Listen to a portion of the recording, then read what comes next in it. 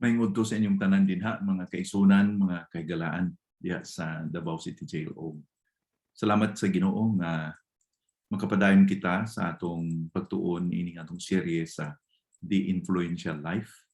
O atong itakop ang atong pagtuon sa niini nga serye, kini mo atong katapusan niini nga serye, o sa sunod nga pagtuon nato magsugod kita og lain naman nga serye. O atong i-refresh sa atong pagtuon sa niaging adlaw nga kining katapusan nga katuuran about influential life nga atong iugmad o ipasa sa atong sa sunod nga mga henerasyon ang pagdihon sa mga conviction nga imapasa nato ang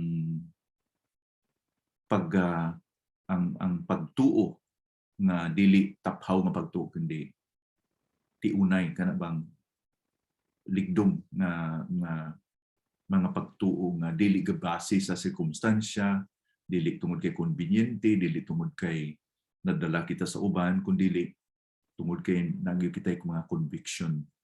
Ug atong natun-an ang unang tulo nga mga convictions na nadihon o nahulma pinaagi sa atong pagtan-aw sa pulong sa Ginoo, sa atong nasinati sa pulong sa Ginoo. Ang una nga doon na kita conviction o pagtamod na ang tanan sa tibuok kalibutan alang gyud sa Ginoo. It's all about God. Ginoo gyud ang atong puntarya sa tanan ng kahimayaan sa Dios. Siya atong hatagan og prioridad o bisag naay oposisyon nga mga tao dili mo bilangin ang Jesucristo, magpabilin kita nga itamod nato nga ang pinakaimportante mao nga mabayaw, mahimaya ang atong Ginoo pinaagi kay Ginoong Jesucristo. Dili ang magpadala kita sa mga ginaapas sa mga tao ning kalibutanang mao pagkamaterialismo, ang kahilayan o unsay gusto sa tao kundi ang ato gyud unsay gusto sa Ginoo, unsay makahimaya sa Ginoo.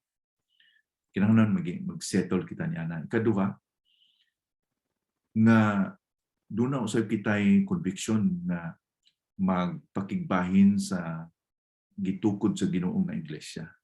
Ang iglesia dili building kundi mga tao nga giluwas sa Ginoo. Ug mao lang kini ang institusyon nga mulangtod kay ang tanang institusyon sa kalibutan dinhilang sa kalibutan. Bisag unsa kadako pa nga institusyon na sa mata sa tao dili na mohangtod. Ang iglesia sa Dios kay ingon sa Ginoo, himuon ko, i-build ko ang akong gingharian ug walay makababag niini. Ug ang iyang pagtawag sa simbahan dili na dinhi sa kalibutan kundi bisan pa tapos ning kalibutana. Ang mao na itong ipaabot nga moabot si Ginoong Jesucristo nga siya ang gitawag nga bridegroom ug ang iglesia mao ang bride o mao na ang second coming ni Ginoong Jesucristo. So kinahanglan iugmaron nato ang pagnagiusa nato kay giusa kita sa iglesia. Bisan og naay oposisyon kay tungod kay ang diablo tinguha gyud nga maghatag siya og problema sa simbahan, ang pagbulag-bulag sa mga relasyon sa simbahan. Muna ikaduha nato nga conviction, ang pagtamod na importante nga mo involve kita sa simbahan nga mao ang institusyon nga giugmad sa Ginoo.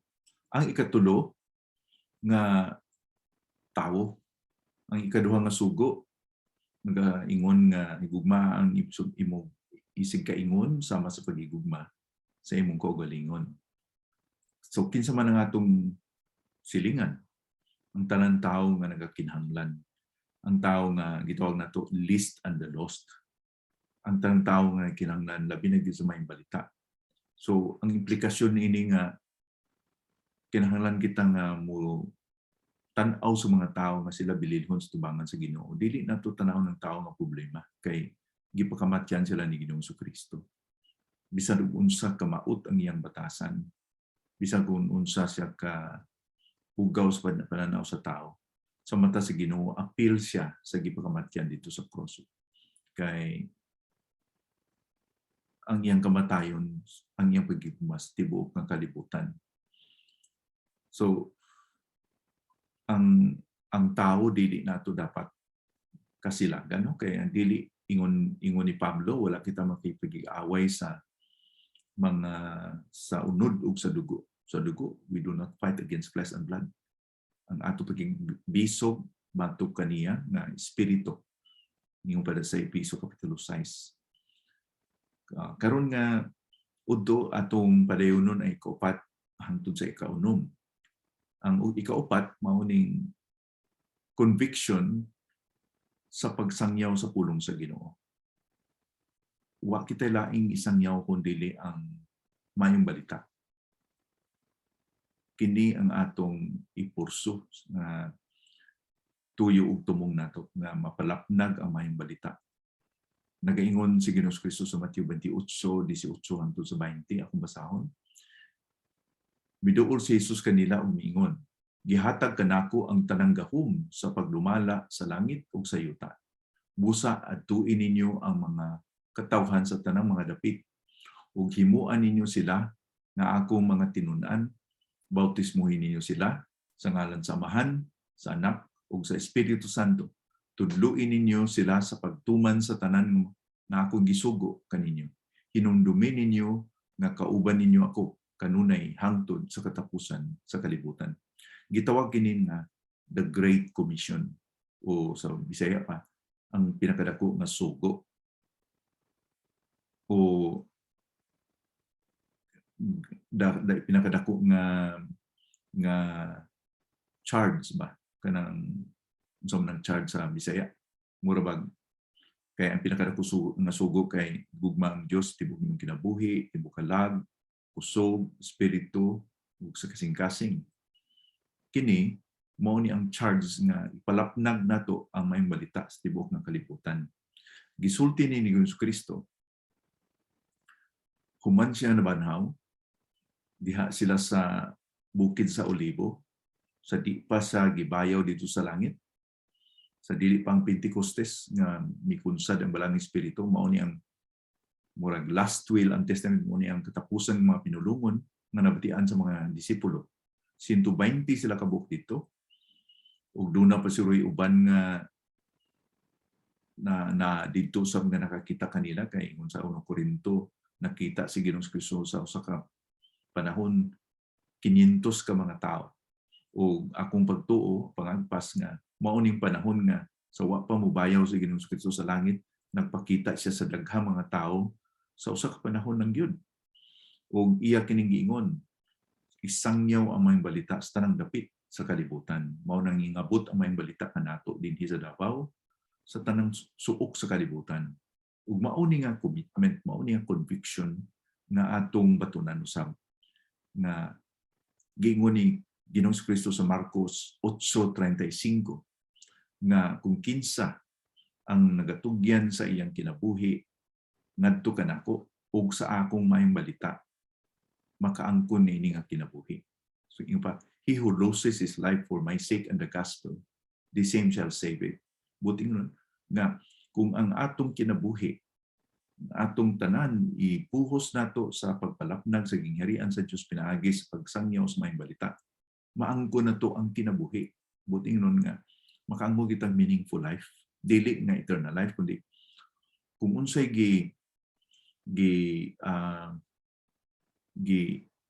tugyanan nato, itagaan nato sa tanan nga gibuhusan nato sa atong kinabuhi.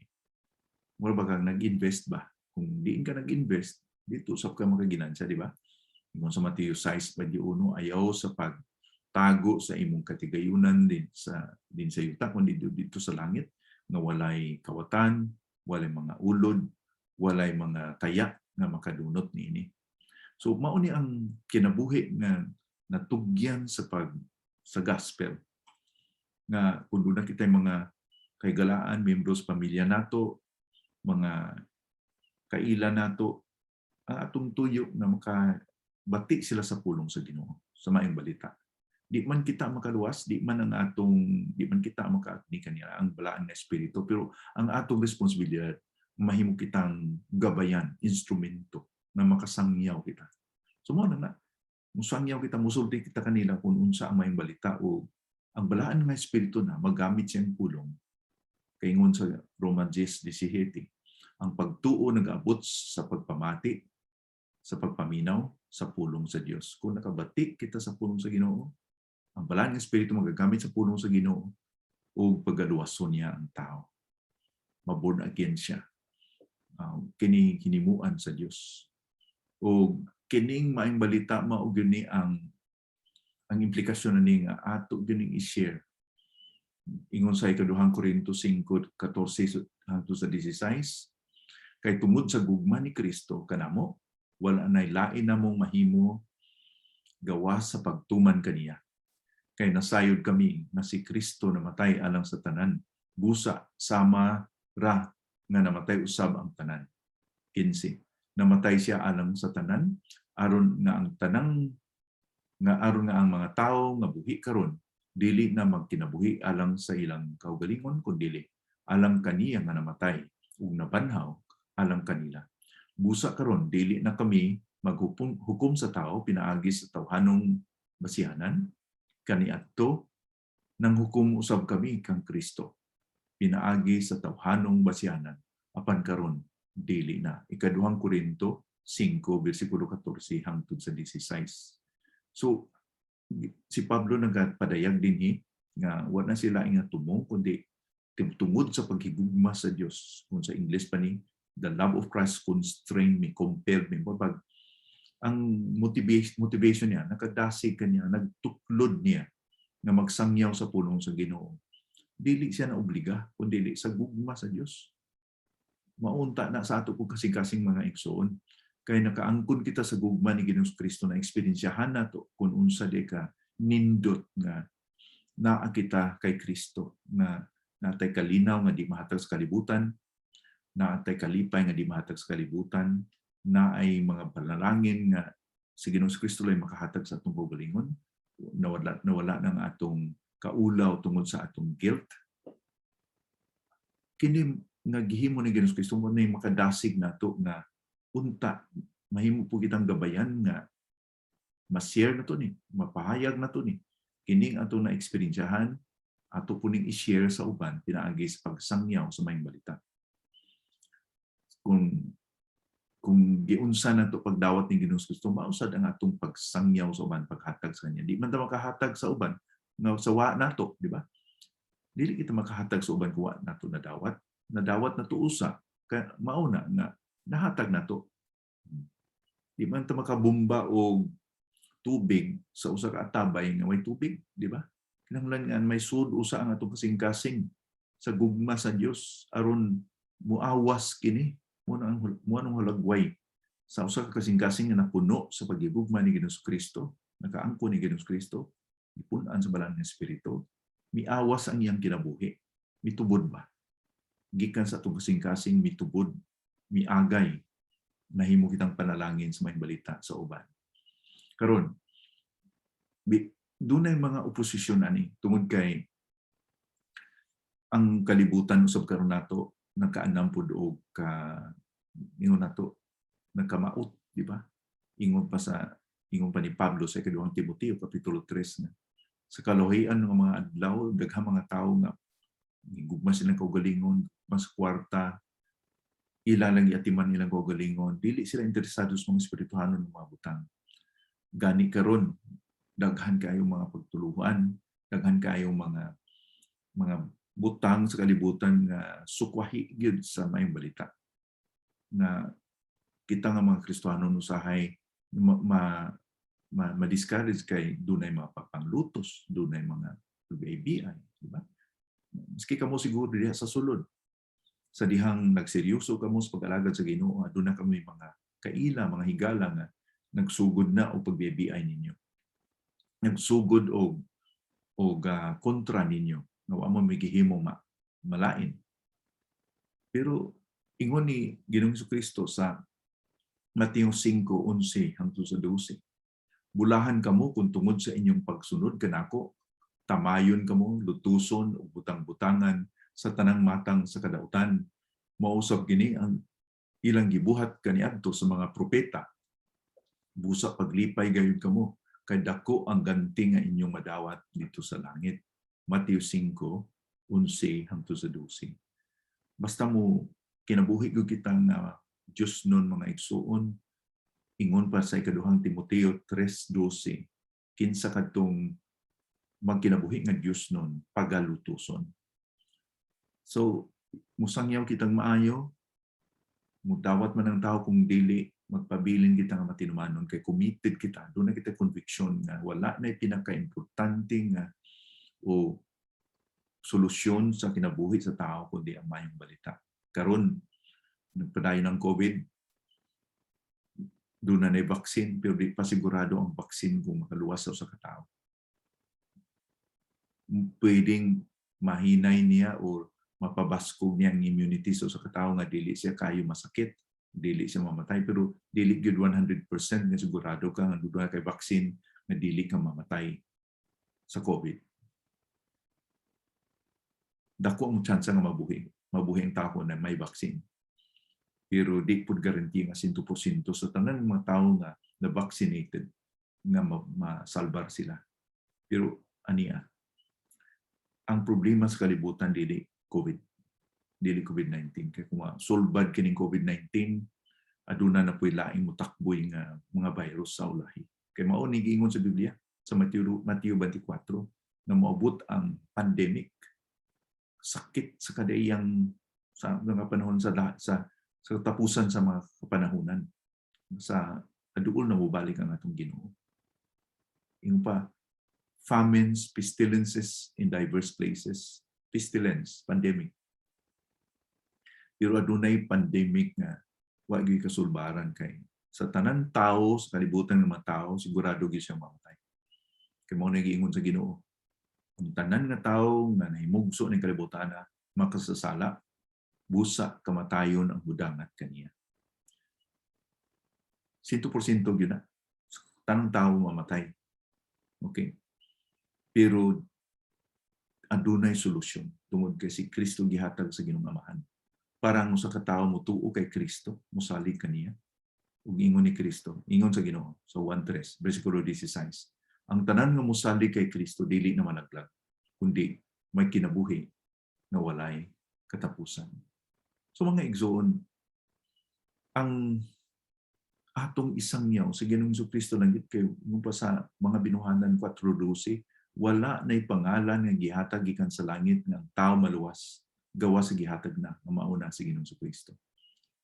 Siya ang atong ipadayag sa atong mga hinigugma, sa atong mga kabataan, sa atong mga ginikanan, sa atong mga igsuon, sa atong mga kaparyentihan, sa atong mga higala. Kay si Kristo lang yun ang solusyon ng kalibutan.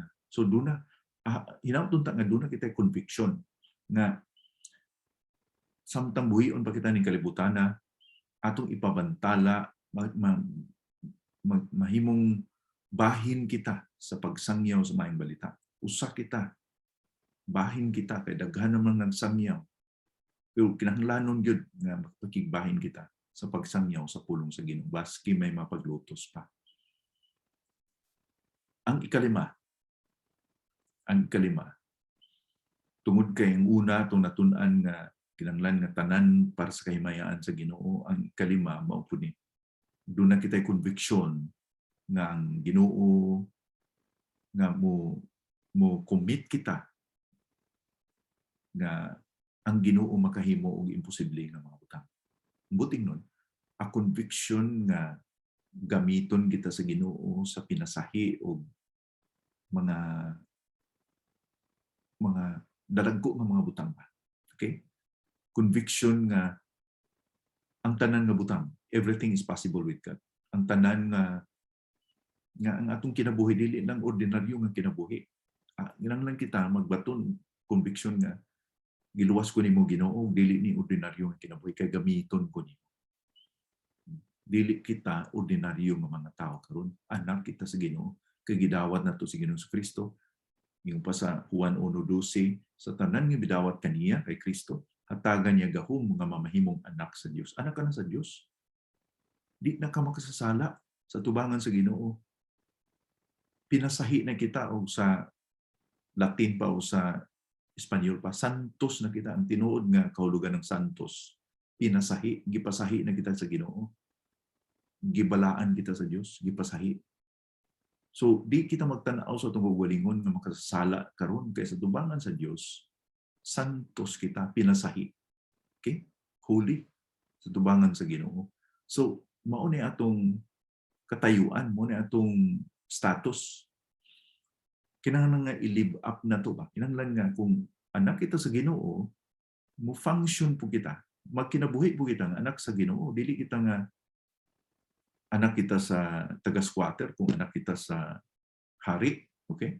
Gikan kita sa squatter, sagup kita sa Ginoo, gibutang na kita sa palasyo, magkinabuhi ba kita nga daw sa squatter? Di kita mubalik dito. Kay anak na ta sa Ginoo. Now, dili kita anak sa Ginoo in terms nga material nga nagbago nga daghantag material nga mga butang kay di man na ang punto sa Ginoo sa Biblia. Buting na atong spiritual na pagkadato. Okay? Ingon pa sa 2 Korinto 8 versikulo 9, si Christ kabalo ko mo sa grasya sa Ginoo nga siya nga dato nahimong pobre. Para nga kitang mga pobre mahimong dato. Okay? Pero dili na sa material na mga butang, kundi pobre kita kay ato nang natunan sa una, itong nagtuon kita sa Beatitudes nga blessed are the poor in spirit. Kay wala kita nahot kay magsasala kita. Pero gipakadato kita sa espirituhan nga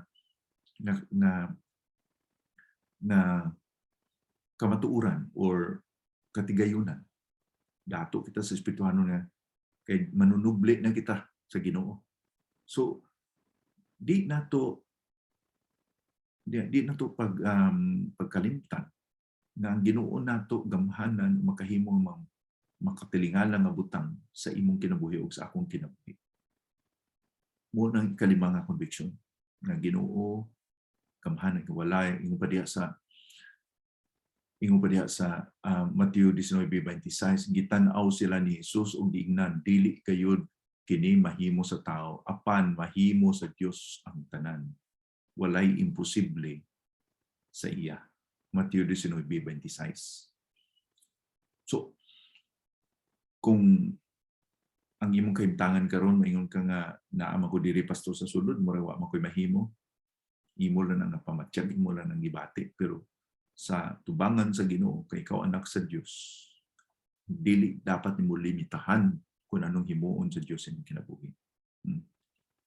Dili nimo limitahan. Kay ang Ginoo dili malimitahan. Ug siya ang atong amahan. So ang may mga tao nga dili makatuo. Usahay kung magseryoso ka sa pag-alagad sa Ginoo sa akong nag-iingon. Kagawas ka dinha, balik ka sa inyong panimalay, aduna na pagtanaw mga tao nga mura ba tag stigma kana bang ex-convict na siya. Wa ginay nakot nga tao wala mahimong maayo kay gikan na sa sulod. Mahimong mga tao mao na ilang perception kanato. Perception kaninyo, pero sa mata sa Ginoo kamo iyang pinalanggang mga anak. Moabot gyud na nga panahon pero di kita madiskurahe kay na ang Ginoo kanato, gamhanan siya nga naa kanato kay sa iya nga nasa kalibutan. Sa Marcos kapitulo 6 bersikulo 5, mao ni ang gipahimagno sa Ginoo. Mao kana nga wala siya makabuhat og mga milagro niadtong lugar gawas lang sa pipila ka mga masakiton nga iyang gipandungan sa iyang mga kamot ug nangaayo. Nganuman tungod kay naa sila'y unbelief. So, di na to limitahan ng Ginoo. Ang unbelief mo na makalimit sa Ginoo. Napunta nga magtubo ang atong conviction sa pagtuo ug maro na to. Umato na kita sa kaunom katapusan. Ang kaunom nga conviction nga atong iugmad sa atong kinabuhi na makapiktar kini sa uban sa atong nga sa atong ang gamiton atong kinabuhi nga maka-influensya sa uban mao ni ang Ginoo madinalagon. Okay? Ang Ginoo madinalagon. Magkabubalintong man ang kalibutan, mag-unsa man kadulom ang kalibutan, kung unsa man ka maut ang dangatan sa kalibutan, dili mabalhin ang kamatuoran ng Ginoo madinalagon. God wins. Sa katapusan ng panahon, mudaog yun ang Ginoo. Okay. Sa Matthew 24, kung inyong basahon ng tibuok na kapitulo, mauni ang mga hulagway o larawan sa katapusan na bag-o mabalik ang Ginoo. Naikira, daghang mga antikristo, daghang mga katalagman, kalamidad, kini nga mga sinyas nakita na nato pero samot ng kadaghan sa dali na gyud mo balik sa Ginoong Kristo. Unya mabasa nato di sa Matthew 24 bersikulo 14 ug mauni ang atong batunan. Ug sa dili pa moabot ang katapusan, iwali ngadto sa tibuok kalibutan ang maayong balita mahitungod sa paghari sa Dios aron mahibalo ang tanan nga katawan.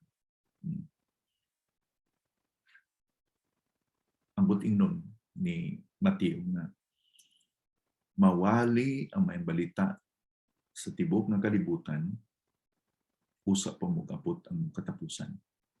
Okay?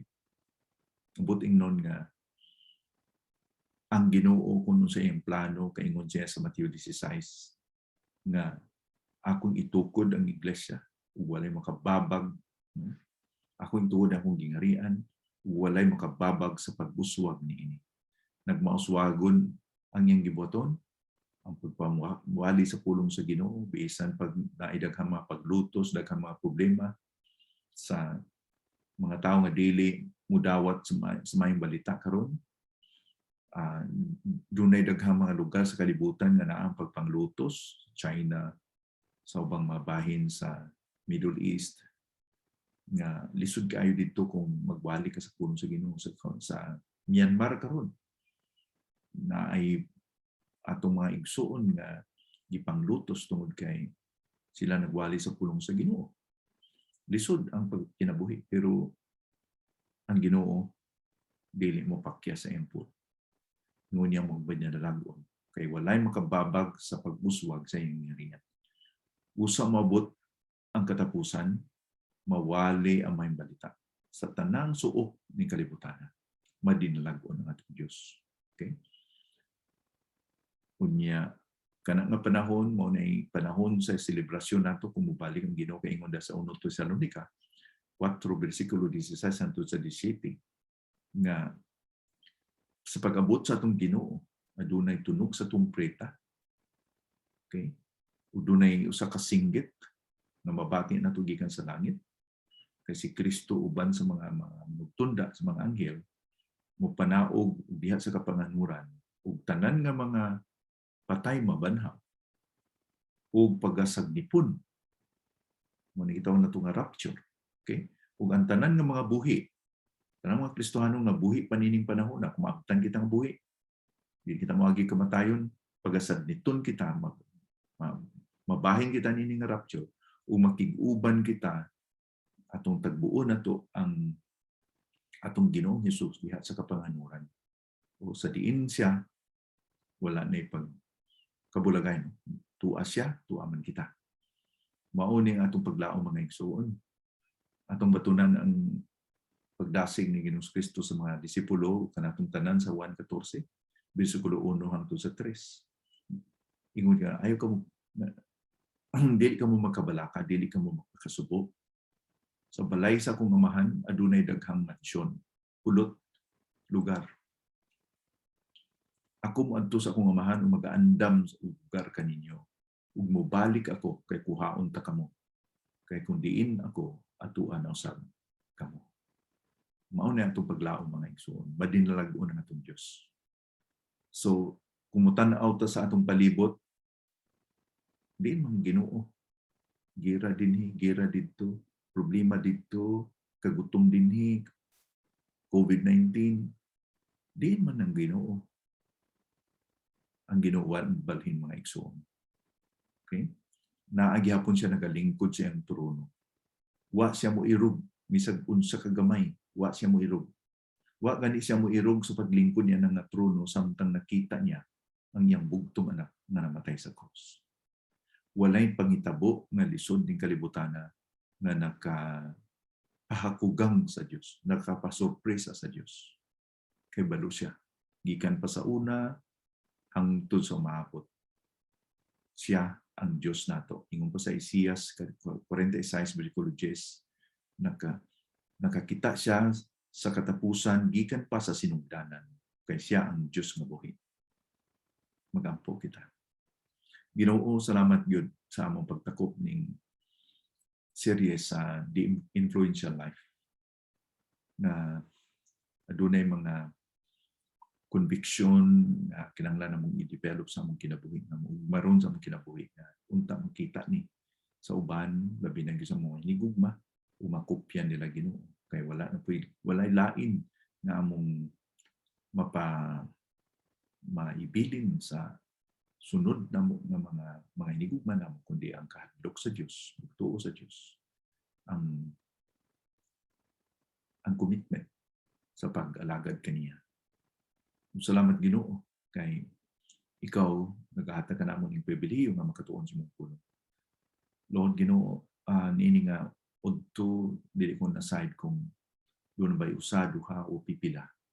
Na dili pa gyud sila kasigurado kung aduna sila relasyon kanimo. Pinagi kay Kristo.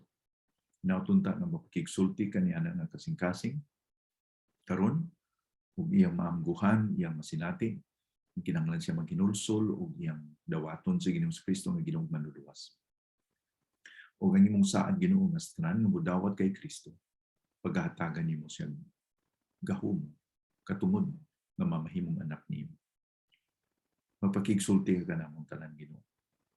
Kanamong mga Kristohanon, pinautunta Ginoo nga dili kami makalimot nga ang pinaka-importante sa among kinabuhi nga ang among mga kasing-kasing matugyan kanimo, pinagi sa pag-alagad kanimo, pagtuman sa mong kabubuton, pag-commit sa among mga kinabuhi, sa maayong balita, kay maulang kini Ginoo ang pinaka-importante o pinaka-meaningful Ginoo na pursuit sa among kinabuhi. Ginoo, usa lang ka kinabuhi o kini mawala lang dayon. Pero ang tanan nga ginihimo namo kay Kristo dili gyud mapakyas. Only one life, so soon it will pass. But only what's done for Christ will last. Kini tanan ang giampos pangalan ni Ginoong Kristo nga Ginoong manluluwas. Amen.